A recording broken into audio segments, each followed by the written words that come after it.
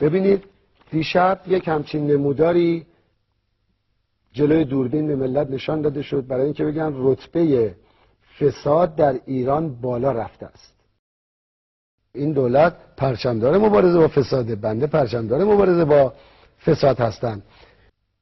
ما در ساختن کشور، در مبارزه با فساد و دفاع از عزت ملت بسیار جدی هستیم. ما دنبال اصلاحات اساسی در اقتصادیم.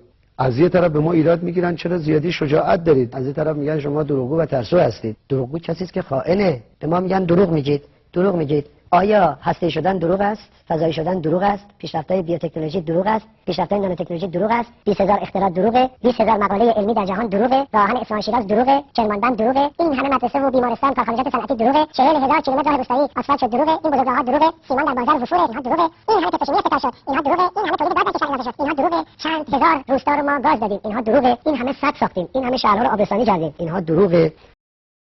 من خواهش میکنم ملت دقت بکنن چه اتفاقی افتاد. این از کجا در اومده؟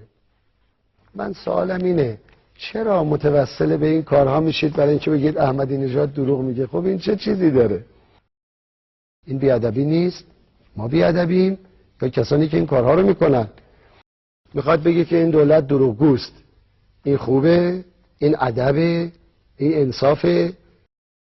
من از همه تشکر میکنم و السلام علیکم و رحمت الله.